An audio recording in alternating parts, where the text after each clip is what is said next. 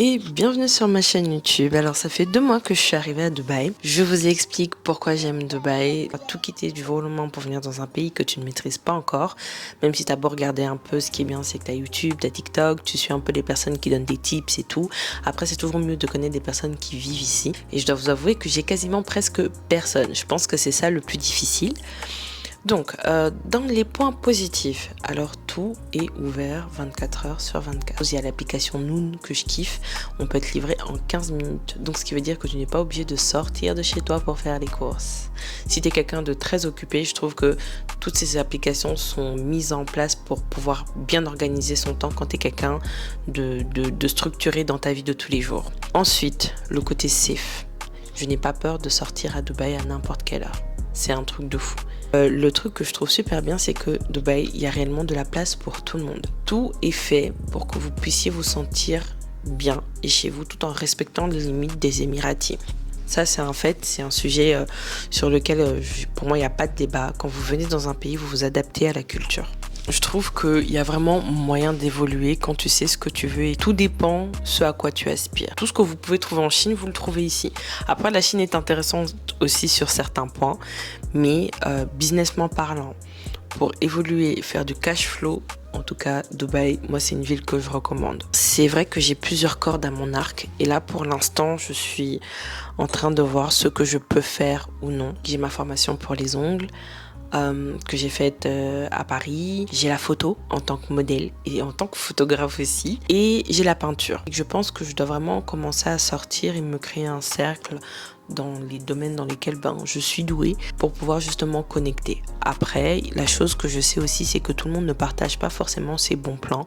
Donc il faut avoir de l'audace et du culot et surtout persévérer et être sérieux dans ce qu'on fait. Ça reste quand même vraiment important. La façon dont vous voyez, la façon dont vous vous projetez, la façon dont vous parlez à votre sujet reste super importante. C'est vrai qu'il en faut du courage pour tout quitter, mais je pense qu'à un moment donné, c'est ce que l'évolution demande. Il faut se retrouver seul face à soi-même et commencer à se poser les bonnes questions. La question que je me suis posée il n'y a pas très longtemps, c'est que tu as 34 ans, tu es doué, tu sais faire plein de choses, mais tu n'arrives pas à faire de l'argent comme tu aimerais. Où est le problème? Et je sais que le problème, parfois, il est plus profond. Il faut travailler sur comme je dis, son mindset, sa vision des choses. J'ai dit que j'allais me faire vraiment un challenge perso de 3 mois où j'allais justement faire en sorte de reprendre le sport, avoir une meilleure hygiène de vie, fixer des objectifs, faire des to-do par jour. Mais c'est des choses... Les bonnes habitudes se font petit à petit. Et à un moment donné, je me mettais vraiment la pression par rapport à un tas de choses. Et je réalise aujourd'hui que c'est juste une question de discipline et de détermination. Il m'a fallu beaucoup de temps pour comprendre certaines choses et la vie ne fait que m'enseigner à chaque fois. Je suis dans une phase vraiment où je me suis dit j'ai le temps de pouvoir créer mon contenu, j'ai le temps de pouvoir de me concentrer sur ce que j'ai toujours voulu faire. J'ai investi dans ça, peu importe à quel point les gens ne croient pas en moi, que ce soit des proches, famille ou amis.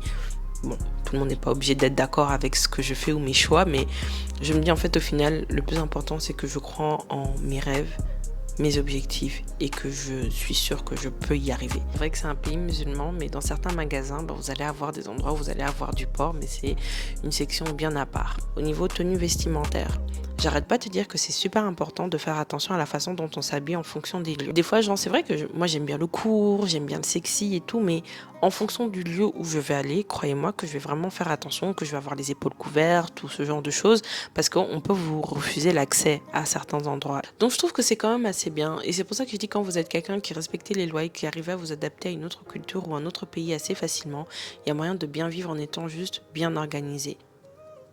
Le fait de faire des photos, et j'ai plus de batterie, ça veut dire que je dois arrêter ma vidéo.